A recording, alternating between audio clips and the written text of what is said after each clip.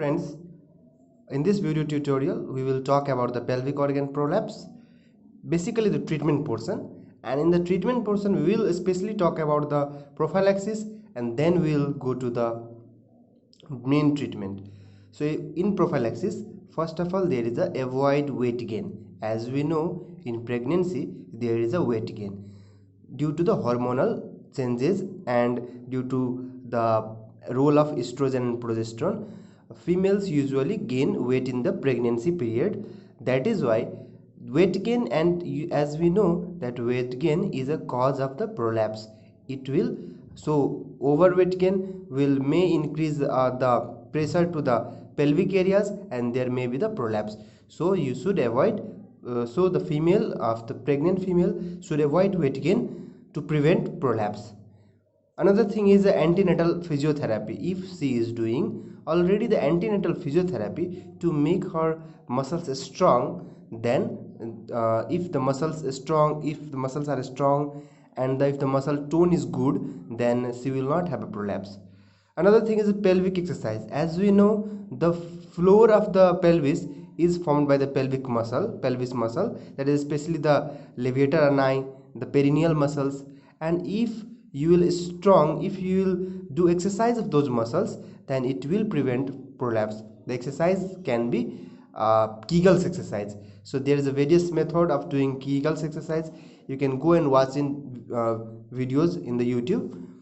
Now there is a proper supervision and management of second stage of labor.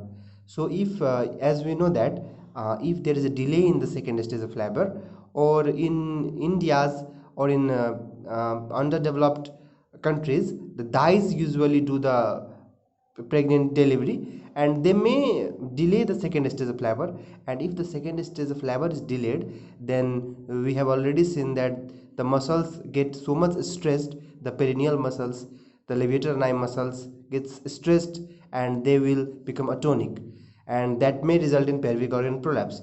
So proper supervision and management of second stage labor will prevent the prolapse. And if to manage the second stage of labor, you can do forceps delivery also. Now another thing is, in second stage labor, usually in the primary gravida female, the female who is pregnant for the first time, and in such a female, if there is a delay in the second stage of labor, then you can also do episiotomy. This episiotomy will actually decrease the time of the second stage of labor and will decrease the incidence of prolapse. Another thing is, after the birth, after giving the birth of the baby, if the female is doing exercise of the pelvic muscle and physiotherapy, then she might have very less chance of prolapse. And after the birth, the female should avoid the heavy works, and like heavy lifting weight, and so she should avoid such things. And she should also avoid too many births in short interval, as this will allow the recovery of the muscle tone between the pregnancy. So जब पनि छिटो छिटो birth हुन्छ भने हामीलाई थाहा छ कि छिटो छिटो बर्थ भयो भने मसल दुईटा बर्थको बीचमा जुन टाइम हुन्छ त्यो यदि धेरै थोरै छ भने त्यति बेला मसल टोनको रिकभरी हुन सक्दैन। त्यही भएर हामीले चाहिँ के गर्नुपर्छ कि दुईटा बर्थको बीचको इन्टरभल बढाउनु पर्छ, किनकि त्यो दुईटा बीचको इन्टरभल बढायो भने मसलहरूले रिकभर हुन टाइम पाउँछ र मसल टोन चाहिँ रिकभर हुन्छ राम्ररी। And the second last thing is that avoid multiparity. As we know that the multiparity was a risk factor of the prolapse. So if she will avoid the multiparity, so how can she avoid multiparity? By adopting the family planning measures. So if she is adopting the family planning measures, then she can avoid the multiparity, and if she can avoid the multiparity, she will not have prolapse. Another thing is hormone replacement therapy in the post-menopausal women. So as we know, after the menopause, that the hormone are actually in decreased level in the body, the estrogen and progesterone are in less amount, and as we know, these hormones are also responsible for the growth and tone of the muscles. That's why there is a atonic muscles in the post-menopausal females, and if there will be if she has if the postmenopausal female will get hormone replacement therapy, then there will be the very less chance of prolapse. So these were all about the prophylaxis of the prolapse. Now let's talk about the treatment proper. So in treatment, we will talk in so much detail. So first of all, you should know that the treatment depend upon the age of the patient. अब patient यदि young female छ भने त्यति बेला के गर्ने कि सुरुको 3-4-5-6 महिनासम्म जहिले पनि कन्जर्भेटिभ ट्रिटमेन्ट गर्न फोकस गर्ने। जहिले पनि यङ फिमेलमा चाहिँ अपरेटिभ ट्रिटमेन्ट चाहिँ हामी गर्न कुनै पनि सर्जन गाइनी अफ सर्जनले यङ फिमेलमा कन्जर्भेटिभ ट्रिटमेन्टै गर्छ। प्रोल्याप्सको बेला चाहे प्रोल्याप्स भएपछि के गर्छ त ट्रिटमेन्ट जहिले पनि प्रोल्याप्स भइसकेपछि कन्डिसन हो। सो प्रोल्याप्स भइसकेछ तैपनि जहिले पनि इनिसियली 4-5 प्रोल्याप्स भएको 5-6 महिनासम्म जहिले पनि कन्जर्भेटिभ ट्रिटमेन्ट गर्नुपर्छ, सर्जरी गर्नुहुन्न। यदि त्यो भन्दा पनि कन्जर्भेटिभ गर्दा गर्दै पनि भइरहेको छैन भने बल्ल के गर्ने, सर्जिकल अप्सन्सतिर जाने हैन यङ फिमेलमा। तर एल्डरली फिमेलमा के छ कि युजुअली कन्जर्भेटिभ ट्रिटमेन्टले राम्ररी काम गर्दैन। त्यही भएर अनलेस कन्ट्राइन्डिकेटेड हामीले युजुअली एल्डरली पपुलेसनमा चाहिँ के गर्नुपर्छ त अपरेटिभ ट्रिटमेन्ट और सर्जिकल ट्रिटमेन्टै गर्नुपर्छ। मैले भने थिएँ कि treatment depend upon the age of the patient, type of the patient. So अब के छ कि if the patient is nulliparous, यदि नलिप्यारस फिमेलमा प्रोल्याप्स छ भने जहिले पनि नलिप्यारस फिमेलमा प्रोल्याप्स छ भने के बुझ्नु पर्यो कि उसलाई एउटा इनहेरिटेड टाइपको डिफेक्ट छ हैन। र इनहेरिटेड टाइपको डिफेक्ट छ भने त्यो एक्सर्साइजहरूले ठिक चाहिँ हुन्न, कन्जर्भेटिभ ट्रिटमेन्टले कामै गर्दैन। त्यही भएर नलिप्यारस फिमेलमा यदि प्रोल्याप्स भइरहेछ भने जहिले पनि हामीले सर्जिकल ट्रिटमेन्ट डाइरेक्ट स्टार्ट गर्नु पर्यो हैन। र युजुअली यसमा गर्ने जुन अपरेसन हुन्छ यसलाई यस्तो अपरेसनलाई एब्डोमिनल स्लिङ अपरेसन भन्छ। अब प्रेग्नेन्सीको बेला के भयो कि प्रेग्नेन्सीको बेला अब कसैले प्रोल्याप्स भयो भने त्यति बेला के गर्ने, प्रेग्नेन्सीको फर्स्ट ट्राइमेस्टरमै हैन। सो प्रेग्नेन्सीको फर्स्ट ट्राइमेस्टरमै रिङ पेसरी लगाउने हैन फिमेलमा हैन। रिङ पेसरी भनेको यस्तो रिङ जस्तो हुन्छ हैन। यसलाई चाहिँ के भन्छ भेजनल ओरिपसबाट भित्र हालिन्छ रिङ पेसरी, र यो रिङ पेसरी 16 विक्ससम्मलाई लाउने हैन प्रेग्नेन्सीको बेला इन द फर्स्ट ट्राइमेस्टर। कुन ट्राइमेस्टरमा त फर्स्ट ट्राइमेस्टरमा। र पछि ट्राइमेस्टरमा यसलाई चाहिँ रिमुभ गरिन्छ, किन सेकेन्ड र थर्ड ट्राइमेस्टरतिर रिमुभ गरिन्छ किनभने प्रेग्नेन्सीको बेला युटेरस जब एब्डोमिनल क्याभिटीतिर माथितिर जान्छ त्यति बेला के हुन्छ त भेजनल प्रोल्याप्स पनि माथितिर आइपुग्छ र त्यो अब प्रोल्याप्स चाहिँ हुँदैन। र त्यति बेला चाहिँ रिङ पेसरीको केही पनि जरुरी हुँदैन किनभने प्रेग्नेन्टको बेला प्रेग्नेन्सीको सेकेन्ड र थर्ड ट्राइमेस्टरतिर युटेरस माथि आइसकेको हुन्छ र जब युटेरस माथि एब्डोमिनल क्याभिटीमा आइपुग्छ त्यति बेला प्रोल्याप्स चाहिँ हुँदैन। त्यही भएर फर्स्ट ट्राइमेस्टर मात्रै यसको चाहिँ युज हुन्छ।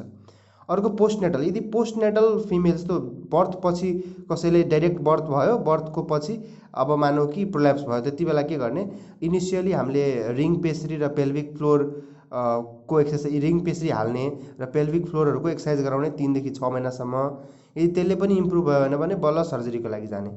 अब ओमेन कुनै पनि ओमेन छ, त्यो ओमेनको एज यदि 40 भन्दा कम छ भने हैन भने त्यो ओमेनले पक्कै पनि 40 भन्दा कम एज छ भने पनि पक्कै पनि she will plan for the further pregnancy हैन।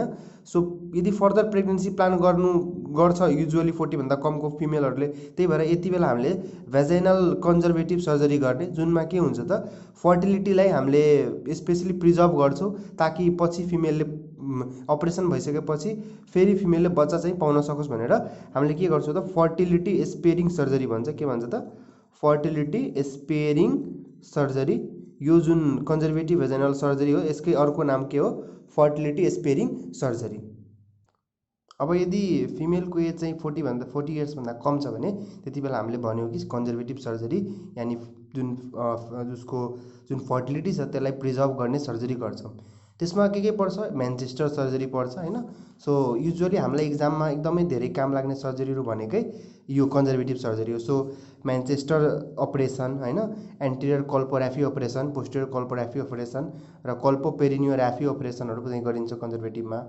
तर if the female has age is greater than 40 years, यदि फिमेल 40 वर्षभन्दा बढी छ भने त्यति बेला चाहिँ हामी युजुअली चाहिँ के गर्छौँ त कन्जर्भेटिभ गर्न खोज्दैनौँ किनभने 40 वर्षपछि त फ्यामिली उसको कम्प्लिट भइसकेछ।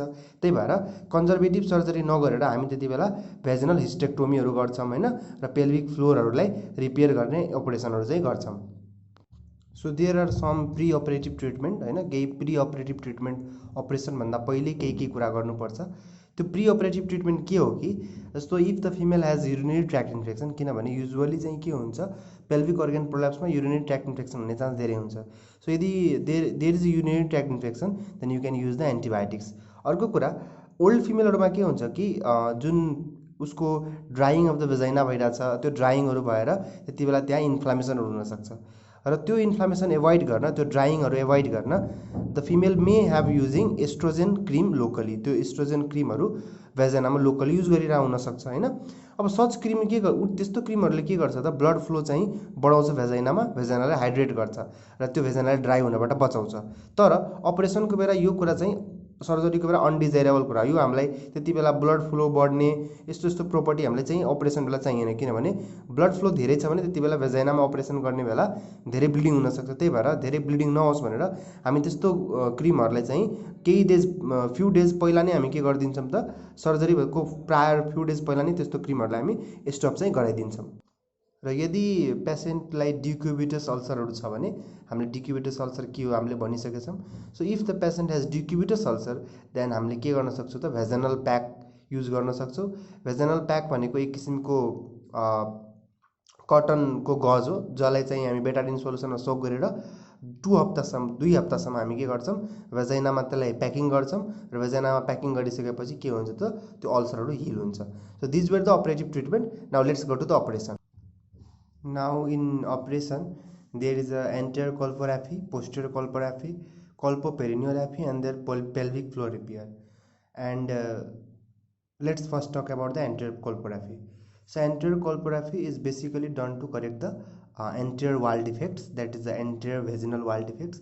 If there is a problem in the or descent of the anterior vaginal wall, then the patient will suffer from the cystocele or either urethrocoele. So to correct the cystocele and urethrocoele, anterior colporrhaphy is done. Now if the patient has a posterior wall prolapse, then the patient will suffer from the rectocele, and in such case posterior colporrhaphy is done. If the there is another also operation, that is a colpoperineorrhaphy. It is also done to correct rectocele. And if the patient has both prolapse of anterior and posterior vaginal wall, then the patient will also have combined cystocele rectocele. In such a case, pelvic floor repair operation is done. Okay. And if the patient has uterine prolapse that is associated with the cystocele or rectocele, then in such a condition Manchester fothergill operation is done. And this operation is very important from exam point of view. So from exam point of view, this is a very important. So Manchester fothergill we will talk in very detail. So अब हामी कुरा गर्छौं operation interior कोल्पोग्राफीको। So interior कोल्पोग्राफीको सबभन्दा पहिला यो अपरेसनलाई design गरेको छ सिस्टोसिल र सिस्टोयुरेथ्रोसिललाई करेक्ट गर्नको लागि। यसको प्रिन्सिपल के छ कि सबभन्दा पहिला जुन पनि फिमेलमा जब सिस्टोसिल चाहिँ सिस्टोयुरेथ्रोसिल हुन्छ त्यति बेला के हुन्छ कि युरिनरी ब्लाडर भेजनल एन्टेरियर भेजनल वालबाट प्रोल्याप्स भएर बाहिर आइसकेको हुन्छ हैन। के भएको हुन्छ urinary bladder भेजनल वालबाट prolapse भेजनल interior भेजनल वालबाट prolapse भएर यता बाहिर आइसकेको हुन्छ। अब जुन बाहिर आइसकेको छ त्यसले के गरेको हुन्छ त युरिनरी ब्लाडरले के गरेको हुन्छ त जुन एन्टेरियर भेजनल वाल छ त्यसलाई इलोंगेट पारिसकेको हुन्छ। सो हाम्रो अपरेसनमा मेन एम के हुन्छ कि जुन इलोंगेटेड भएर धेरै ठुलो जुन एन्टेरियर भेजनल वाल नर्मल भन्दा अब बढी ठुलो भइसकेछ। सो त्यो जुन बढी ठुलो भएको पोर्सन हुन्छ त्यसलाई रिल्याक्स्ड एन्टेरियर भेजनल वाल भन्छ। सो त्यसलाई हामीले काटेर फाल्नुपर्छ, एक्सर्साइज गर्नुपर्छ र त्यसपछि ब्लाडरलाई अब मोबिलाइज गर्ने, ब्लाडरलाई मोबिलाइज गरेर जुन ब्लाडर जुन बाहिर आइसकेको छ त्यो ब्लाडरलाई पनि पुश अपवर्ड माथि नै हाल्दिने र त्यसपछि ब्लाडर फेरि तल नआओस् भनेर हामीले त्यो बीच के भन्छ ब्लाडर र जुन भेजाइना छ त्यो बीचको जुन इन्डोपेल्भिक फेसिया हुन्छ त्यसलाई सबलाई जम्मा गरेर त्यसलाई के गर्ने ब्लाडरको नेकमै गएर हामीले त्यसलाई हाल्दिने। सो बेसिकली यो चाहिँ गरिन्छ यो अपरेसन, यो म बुझाउँछु अहिले। अब हामी पहिला बुझौँ कि नर्मल के हुन्छ। सो नर्मलमा हेर त यो जस्तो यो युटेरस छ, यो एन्टेरियर भेजनल वाल छ, यो पोस्टेरियर भेजनल वाल छ and this is a urinary bladder. अब यो युरिनरी ब्लाडर यो बिचको पार्ट के भयो विक भयो हैन। एन्टेरियर भेजिनल वाल चाहिँ के भयो डिफेक्टेड भयो। सो यो के हुन्छ तलतिर डिसेन्ड गर्छ। जब यो तलतिर डिसेन्ड गर्छ यहाँ बिचमा के हुन्छ सपोर्ट हट्छ। सपोर्ट हटेपछि ब्लाडर पनि तल आउँछ। त यो पिक्चरमा हेर त के भयो, मैले यो पिक्चरलाई ठुलो पारेर देखाएँ। अब के भयो एन्टेरियर भेजिनल वालबाट ब्लाडर पनि के भइदियो बाहिर आइदियो हैन। सो ब्लाडर जुन बाहिर आइसक्यो त्यो के हो त्यसलाई के भन्छ सिस्टोसिल। अब यो ब्लाडर अझै बाहिर आयो भने के हुन्छ एलोङ सर्भिक्स सबै सुदै गरेर बाहिर निस्किन्छ हैन। सो के हुन्छ सबै बाहिर निस्किन्छ हैन। सो त्यसपछि के हुन्छ हामीले अलमोस्ट चाहिँ के हेर्न सक्छौँ कि डाइरेक्ट यसरी यस्तो यो भेजिनल ओपनिङ छ भने हामी भेजिनल ओपनिङबाट यसरी कुनै यो भेजिनल ओपनिङ छ मानौँ कि यो यसरी हैन। सो भेजिनल ओपनिङबाट एक किसिमको बल्ज आउट जस्तो निस्केको चाहिँ हामी हेर्छौँ हैन। सो यो बल्ज आउट के हो खासमा यो सिस्टोसिल हो। र यो बल्ज आउटको जुन माथिल्लो पोर्सन छ यो माथिल्लो पोर्सन एक्चुअली के हुन्छ त हामीले हेर्यौँ कि यो जस्तो यो जुन युरिनरी ब्लाडर जुन बल्ज भएर तल गयो त एक्चुअली तल जाँदाखेरि के हुन्छ यो एन्टेरियर भेजिनल वाल सँगसँगै तल जान्छ। सो तल जुन यो यसरी तल आयो त सँगै एन्टेरियर भेजिनल वाल पनि यसकै के छ युरिनरी ब्लाडरको तल के छ एन्टेरियर भेजिनल वाल छ। सो सिम्पली हामीले जब बाहिरबाट हेर्छौँ त हामीले बाहिरबाट के देखिरहेको छौँ बाहिरबाट हामीले त्यो एन्टेरियर भेजिनल वालकै सर्फेस देखिरहेको हुन्छौँ। सो जुन बाहिर आयो यो बाहिर के हो त खासमा यो एन्टेरियर भेजिनल वालको सर्फेस हो हैन, वालको सर्फेस हो। र यसरी जसरी यो एन्टेरियर भेजिनल वालको सर्फेस भयो त्यसै गरी यसको भित्र के छ त युरिनरी ब्लाडर। त्यसै गरी यो एन्टेरियर भेजिनल वाल सर्फेस छ भने यसको भित्र के छ त युरिनरी ब्लाडर छ। सो यो हामीले बुझ्न एकदमै जरुरी छ किनभने पछि गएर हामी यही इन्सिजन यसरी दिन्छौँ र यहाँ एक्सपोज गरेर हामीले खासमा यहाँ जब इन्सिजन दिएर यसलाई एक्सपोज गर्छौँ भने हामी ब्लाडरमा पुग्छौँ हैन। सो किन त्यो ब्लाडरमा पुग्यो किनभने यो यस्तो किसिमको डिफेक्ट छ जसमा चाहिँ के हुन्छ कि एन्टेरियर भेजिनल वाल सँगसँगै ब्लाडर चाहिँ बाहिर आइपुग्छ यसरी। र त्यही भएर बाहिरतिरबाट हामीलाई एन्टेरियर भेजिनल वाल देखिन्छ तर हामीले एक्चुअली त्यो वालभित्र हेऱ्यो भने एक्चुअली युरिनरी ब्लाडर चाहिँ हुन्छ। सो यो जुन अपरेसन हुन्छ यो अपरेसनमा हामीले प्रिन्सिपल बुझ्यौँ अपरेसन के को लागि गरिन्छ त्यो बुझ्यौँ हैन। अब चाहिँ हामीले जुन अपरेसन गर्छ त्यसकोमा बाहिर के हुन्छ जुन एक्चुअली कुन सर्फेसलाई युज गर्छ त्योहरू हामीले बुझिसक्यौँ। अब प्रिलिमिनरिजहरू हेर यो अपरेसन चाहिँ जेनरल एनेस्थेसिया और लोकल एनेस्थेसियाको अन्डरमा गरिन्छ। यो अपरेसन लिथोटोमी पोजिसनमा गरिन्छ हैन। अर्को कुरा यसमा यो अपरेसन गर्नुभन्दा पहिला भल्भा र भेजाइनाहरूमा एन्टिसेप्टिक सोलुसनले स्वाब गरिन्छ र स्वाबहरू गरेपछि ब्लाडरलाई चाहिँ इम्प्टी गरिन्छ युरिनरी ब्लाडरलाई क्याथेटर लगाएर। अर्को कुरा जुन पेरिनियल एरिया हुन्छ त्यहाँ स्टेराइल टावलहरूले त्यसलाई सफा गर्ने त्यसै ड्रेपिङ गर्ने है। सो यो अपरेसन जुन एन्टेरियर कोल्पोराफी अपरेसन छ यो अपरेसनमा फर्स्ट काम के हुन्छ कि लेटस सपोज यो भेजाइना छ भने भेजाइनाको यो माथिल्लो पार्ट भनेको एन्टेरियर पार्ट हो र तल्लो पार्ट भनेको पोस्टेरियर पार्ट हो। सो पोस्टेरियर पार्टमा सबभन्दा पहिला हामीले के गर्छौँ एउटा सिम्स स्पेकुलम भन्ने एउटा स्पेकुलम हुन्छ यस्तो किसिमको स्पेकुलम हुन्छ। त्यो स्पेकुलमलाई के गर्छौँ भेजाइनाभित्र यसरी तलतिरबाट यसरी हालिदिन्छौँ हैन। यसरी हालिदिन्छ यो पिक्चरमा हेर त तलतिरबाट स्पेकुलमलाई हालिदिएको छ हैन। यो स्पेकुलमले के गरिदिन्छ त जुन सिल छ हैन। अब यो जुन मानौ कि सिस्टोसिल छ यसको माथिबाट यसरी आएर बस्छ। र अर्को कुरा यो स्पेकुलम लगाइसकेपछि जुन अब भित्रको जुन पार्ट छ एलोङ सर्भिक्स सबै चाहिँ बाहिर निस्किन्छ।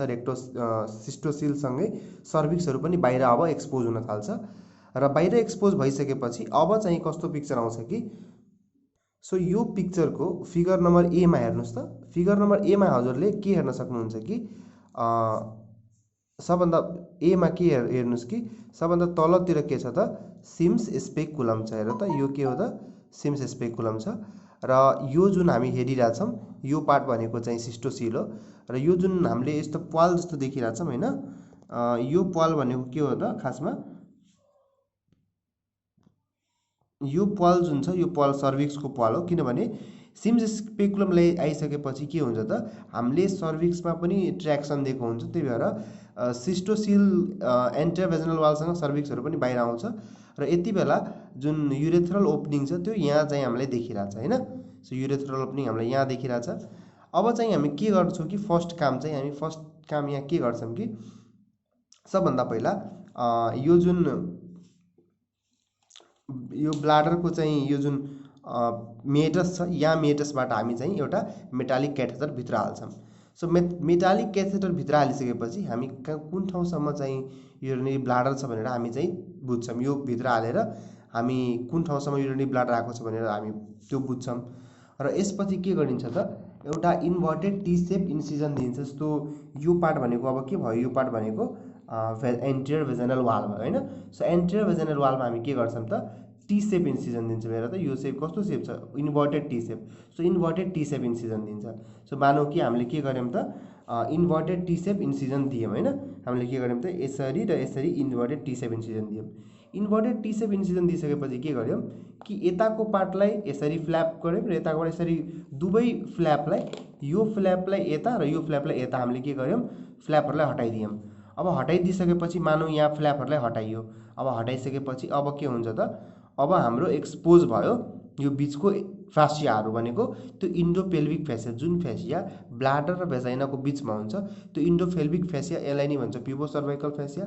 So pubocervical fascia, endopelvic फेसियाहरू चाहिँ एक्सपोज भएछ। अब हामी के गर्छौँ त, यो फेसिया पनि कट लाउँछौँ। त्यसरी कट लाइयो र फेसिया, अब फेसियालाई पनि सेपरेट गरिरहेछ मेरो त। फिङ्गर हालेर के गरिन्छ, यसरी फिङ्गर हालेर चाहिँ फेसियालाई सेपरेट गरिन्छ। सो यो पिक्चरमा हेर्नुहोस्, यसरी सर्जनले फिङ्गर हालेर फेसियालाई सेपरेट गरिरहेछ। अब फेसिया पनि जब हट्छ त्यति बेला के हुन्छ त, फेसिया हट्यो होइन। सो त्यो फेसिया हटिसकेपछि अब के हुन्छ त, त्यो फेसियाको नाम प्युबो सर्भाइकल फेसिया थियो। त्यो फेसिया हटिसकेपछि अब चाहिँ के हुन्छ त, ब्लाडर चाहिँ एक्सपोज भयो। So this part is bladder, expose part of bladder होइन। ब्लाडर के भयो, एक्सपोज भयो। ब्लाडर एक्सपोज भइसकेपछि अब चाहिँ हामी के गर्छौँ कि हाम्रो अब चाहिँ अबको काम के हुन्छ त, ब्लाडर एक्सपोज भइसक्यो। सो ब्लाडरलाई अब के गर्छौँ, जुन ब्लाडर तल आइसकेको छ त्यसलाई हामी के गर्छौँ, फिङ्गरले नै फिङ्गरमा चाहिँ के गर्ने त, गज हाल्ने होइन। र गज हालेपछि यो ब्लाडरलाई पुस गर्ने माथि होइन। सो पुस गर्छौँ ब्लाडरलाई। त्यहाँ जबसम्म पुस गर्छौँ कि तबसम्म ब्लाडर कहाँ पुग्छ, युटेरो भेसाइकल पाउँ, जुन माथिमा पेरिटोनियम हुन्छ नि, पेरिटोनियममा पुगेसम्म हामी के गर्छौँ त, ब्लाडरलाई पुस गर्छौँ। र एकचोटि ब्लाडर आफ्नो ठाउँमा गइसक्छ त्यसपछि हामी के गर्छौँ, अब जुन नर्मली जुन जति बेला सिस्टोसिल बन्यो धेरै पार्ट अफ भेजाइना त उसले तन्काइदियो, स्ट्रेच गरिदियो। सो भेजाइनाको वालमा के भयो, केही पार्टहरू रिल्याक्स्ड पार्ट भइसक्यो होइन। भेजाइना एन्टेरियर भेजाइनल वालमा केही पार्टहरू चाहिँ एक्स्ट्रा भइदियो क्या। जस्तो कुनै कुरा धेरै तन्किसकेपछि, कुनै प्लास्टिकलाई धेरै भार दिएको बेला धेरै लेभलसम्म तन्किन्छ होइन प्लास्टिक। तर मानौँ कि त्यो भार हटाएपछि त्यो प्लास्टिकको नर्मल जति उसको ठुलो सेप थियो त्यो सेप त बिग्रिसकेछ, त्योभन्दा बढी ठुलो भइसक्यो। सो धेरै एक्स्ट्रा पोर्सनहरूलाई हामी के गर्छौँ, एक्सर्साइज गरिदिन्छौँ। सो यो पिक्चरमा हेर्नुहोस्, यो पिक्चरमा हामीले के गर्यौँ कि एक्स्ट्रा पोर्सनलाई हामी के गर्छ, एक्सर्साइज गरिसकेछ होइन। सो एक्स्ट्रा पोर्सन्सहरूलाई के गर्छ त, सिजरले हामी के गर्छौँ त, एक्सर्साइज गर्छौँ होइन। सो जुन हजुरलाई भेजाइनल वालको जुन एक्स्ट्रा पोर्सन्सहरू छ एन्टेरियर भेजाइनल वालको, त्यसलाई हामी के गर्छौँ, सिजरले चाहिँ एक्सर्साइज गर्छौँ होइन। र अर्को कुरा, सिजरले एक्सर्साइज गरिसकेपछि चाहिँ हामी के गर्छौँ कि अब चाहिँ हामी के गर्छौँ त, जुन यो अब एक्सर्साइज गरिसक्यौँ होइन। एक्सर्साइज गरिसकेपछि जुन अब फर्स्ट लेयर के हुन्छ, सबभन्दा ब्लाडरको माथिल्लो लेयर के थियो त, इन्डोपेल्भिक फेसिया थियो। सो इन्डोपेल्भिक फेसियाहरूलाई अब हामी के गर्छौँ त, अब हामी नजिक ल्याएर त्यसलाई सुचर लाउँछौँ। सो यो पिक्चरमा हेर्नुहोस्, हामीले के गरिरहेछौँ त, इन्डोपेल्भिक फेसियालाई ब्लाडर माथि नै सुचर लगाइदिरहेछौँ के। सो इन्डोपेल्भिक फेसियालाई के गर्छ त, ब्लाडर माथि सुचर लगाइदिरहेछ ताकि ब्लाडरले के गरोस् त, सपोर्ट पाओस्। सो इन्डोपेल्भिक फेसियालाई ब्लाडर माथि सुचर लाउने र त्यसपछि इन्डोपेल्भिक फेसियालाई एकअर्कामा पनि सुचर लगाइदिने। सो यो जुन सुचर लगाइसकेछ, यो सुचरहरू भनेको तपाईँलाई नम्बर 0 क्रोमियम क्याटगटको सुचर हुन्छ होइन। र यो सुचरहरू चाहिँ तपाईँलाई इन्टरमिडिएन्ट सुचर, जस्तो दुईवटा सुचर कनेक्टेड छैन नि त। सो यो सुचरहरू इन्टरमिडिएन्ट सुचरहरू लगाइएको हो। र यसरी इन्टरमिडिएन्ट सुचर लगाइसकेपछि अब पेल्भिक फेसिया इन्डोपेल्भिक फेसियामा सुचर लगाइसक्यो।